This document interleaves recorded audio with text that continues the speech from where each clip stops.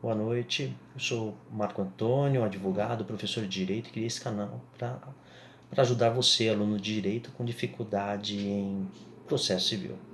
O tema de hoje, do vídeo de hoje, é relacionado à tutela provisória. Tá?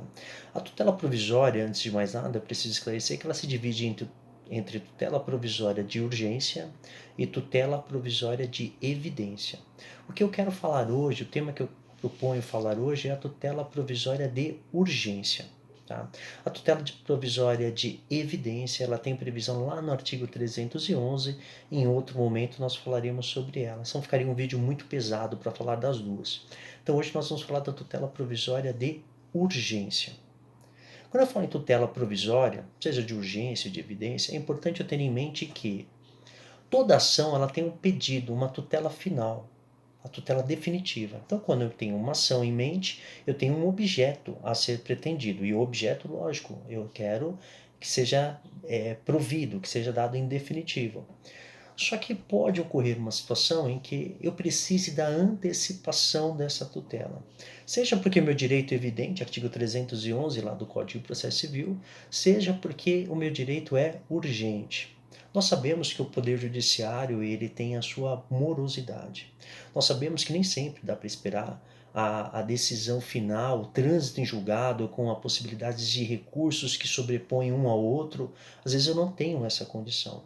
Então o legislador ele estabeleceu a possibilidade de eu antecipar provisoriamente a minha tutela.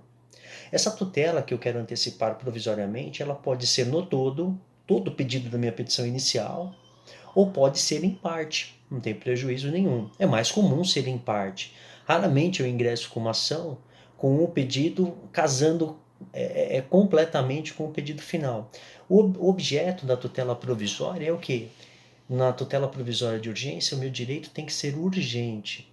E aí a lei me estabelece dois requisitos, que seria a probabilidade do direito, conhecido como fumus boni iuris. Quando eu falo em probabilidade do direito, aqui o aluno se confunde um pouco. Probabilidade do direito é um direito provável, não um direito certo. É muito comum em sala de aula o aluno falar, quando eu pergunto, o que é fumaça do bom direito? E o aluno fala, é o direito líquido e certo. Não, isso aí é para mandado de segurança, é uma outra história. O que vamos discutir aqui é um direito provável. Pode ser que esteja certo, pode ser que eu esteja errado. Tá? Direito provável. Então, aí vamos pensar, fumaça do bom direito é o cheirinho que aquele direito ele é verdadeiro. Fumaça do bom direito. Basta a fumaça do bom direito? Não. Preciso ter também uma coisa chamada perigo da demora. Periculum in mora. Ou seja, se o juiz não conceder aquele meu pedido, se ele não deferir aquele meu pedido, poderá ocorrer o perecimento do meu direito. Pode ser que lá na frente, mesmo ganhando a ação, de nada, nenhum efeito prático aquela situação tenha para mim. Então o que eu preciso fazer? Eu demonstro esses requisitos para o juiz. Eu demonstro que o meu direito ele tem probabilidade de acerto e eu demonstro que há um perigo, que se ele não conceder aquele meu pedido de tutela provisória, pode ocorrer o que? O perecimento do meu direito. Então, esse é o conceito geral que eu precisava falar para vocês de tutela provisória. De urgência, especificamente, que nós estamos falando aqui. E a tutela provisória, uma outra característica que tem, é que nós falamos de precariedade. Ela é precária. Por que precariedade? Porque ela pode ser revogada a qualquer tempo. Então, a própria lei determina, estabelece que ela não tem definitividade, por isso que ela é provisória.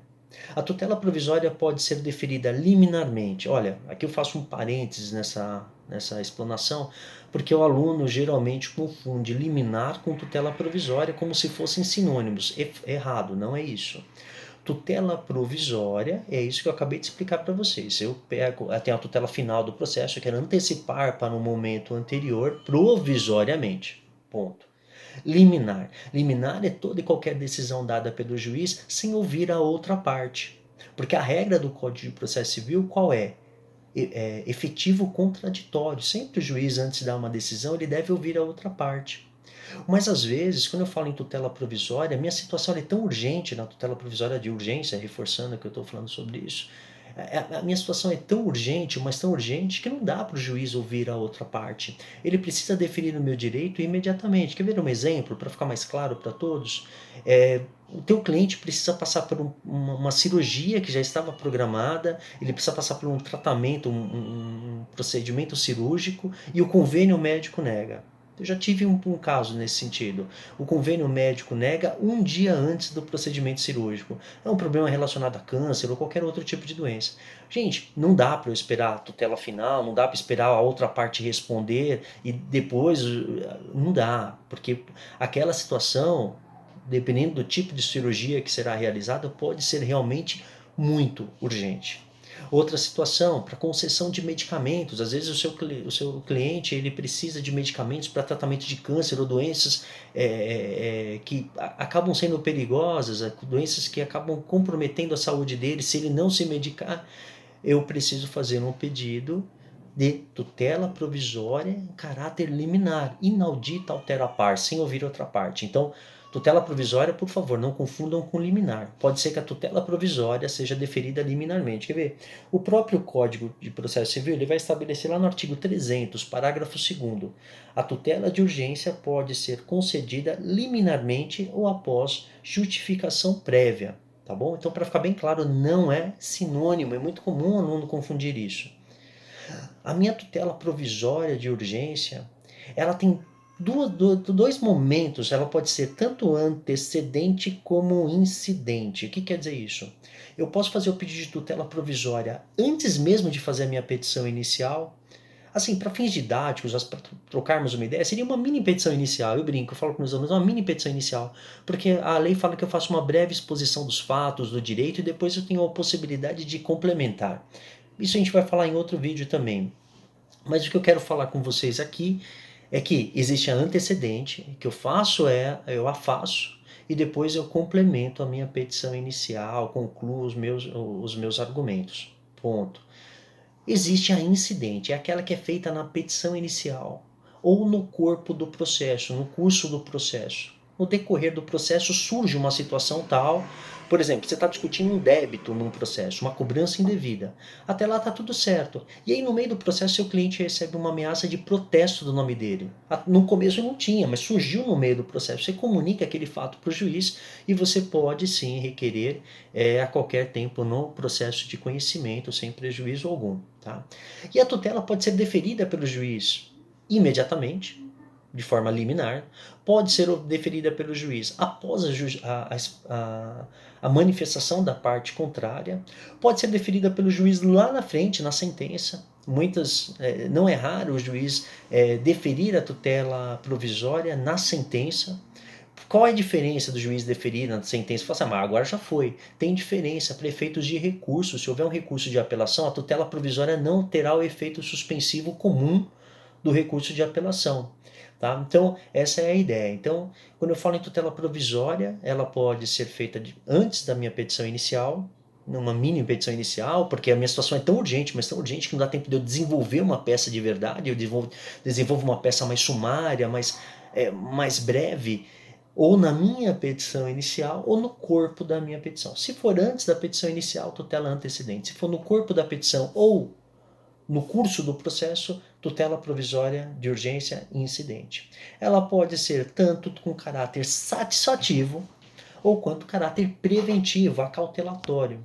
Então, o caráter satisfativo, qual que é a relação que nós temos? O caráter satisfativo, quando o juiz defere, eu consigo já sentir, satisfazer aquele meu direito. Exemplo, concessão de medicamento. O juiz defere, o meu cliente já está recebendo o medicamento. Cirurgia, ele já faz a cirurgia. O nome está negativado no Serasa. Eu já consigo satisfazer o interesse dele, retirando o nome dele do Serasa. Eu consigo religar uma linha de telefone. Eu consigo, N situações são possíveis nessa situação de urgência. E qual que é a conservativa ou cautelar? Às vezes eu quero conservar uma situação. Exemplo, meu nome ainda não está negativado, eu quero impedir que ele seja inscrito no rol dos maus pagadores. Então eu quero conservar. Eu tenho risco do cônjuge vender, dilapidar o patrimônio. Eu quero conservar aquele patrimônio. Então, tutela satisfativa e conservativa, antecedente e incidente. E o que é importante é que o juiz, diz a lei, que o juiz só deve deferir a tutela provisória se ela tiver reversibilidade. O que quer dizer isso? Quer dizer que quando falamos em reversão de tutela provisória, quer dizer que pode voltar para o status quo. A tutela provisória de urgência satisfativa, ela tem que voltar, tem que ter a possibilidade de voltar para o status quo. Ou seja, tudo voltar a ser como era antes. Só que isso é válido, é uma ideia muito válida, mas ela não é absoluta. Porque quando nós falamos em direitos fundamentais, por exemplo, que eu citei cirurgia, medicamento, como é que vai fazer? Não tem como reverter a cirurgia. Foi feita a cirurgia, não dá mais para reverter. Então, quando se for tratar de direitos fundamentais, nós temos que ver com um pouquinho de cautela. Mas a ideia é sempre nós pensarmos que num processo existe o autor e o autor não é o dono da razão. Existe o réu, e não é porque ele é réu que ele é culpado. Pode ser que sim, ele seja realmente culpado, mas pode ser que o autor seja realmente certo. Então o juiz ele tem que pesar essa situação, evitando que uma tutela seja deferida, trazendo prejuízo, por exemplo, para o réu, que depois futuramente vai provar que estava tudo errado, que aquilo não era certo, que ele estava exercendo o seu direito ao negar um procedimento cirúrgico, qualquer coisa nesse sentido. Então por isso que a lei ela traz essa questão da reversibilidade. Ele diz que o juiz não deve deferir uma tutela quando elas tiveram um caráter irreversível. E aí eu faço sempre a ressalva quando se trata de direitos fundamentais. O juiz deve pesar a vida e o bem material, e aí, então, assim, a tendência é de deferimento da tutela. Diz a lei ainda que o juiz ele pode, para proteger um pouco o réu, exigir do autor que ele faça um depósito, uma caução, uma garantia do juízo. Lembrando, sempre no sentido de igualar as partes. Não é porque eu sou autor que eu sou o dono da razão, não é porque eu sou o réu que eu sou o cara todo errado. Isso vai depender da relação jurídica. Então, se fosse assim, toda ação que eu entrasse ia ser ação procedência. Toda vez que uma pessoa entrasse com uma ação ia ser procedente. Então, essa é a ideia. Então, quando nós falamos em tutela provisória, eu vou fazer a minha petição inicial. Nós falamos no último vídeo da petição inicial. Vou fazer a minha petição inicial. Eu cumpro os requisitos do artigo 319 e logo após fazer a fundamentação jurídica da minha peça, o que eu faço? Eu coloco um tópico da tutela provisória. E lá na tutela provisória, não adianta falar só tutela provisória. Eu vejo muito em peças de alunos de sexto, sétimo semestre, quando estão fazendo as disciplinas de práticas jurídicas, eles colocam da tutela provisória e esquecem de demonstrar o mais importante. Porque a lei exige que você demonstre a presença dos dois requisitos, fumaça do bom direito e perigo da demora. E não se esqueçam de lá no pedido, ainda seguindo o 319, quando você chegar na parte do pedido, de reforçar o pedido da tutela provisória.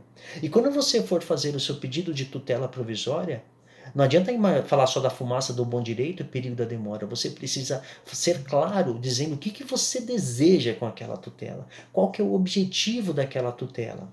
Porque o juiz não é um adivinho. E eu preciso ter em mente que eu preciso facilitar a vida daquela pessoa que vai analisar o meu pedido. Bom, pessoal, em suma, é esse papinho que eu tinha em mente para falar com vocês hoje. Espero ter contribuído com o conhecimento de vocês. O tema tutela provisória, inclusive, foi sugestão de algumas pessoas, não só no canal, mas também foi sugestão que eu recebi por e-mail, em sala de aula. Acabei tendo essas sugestões.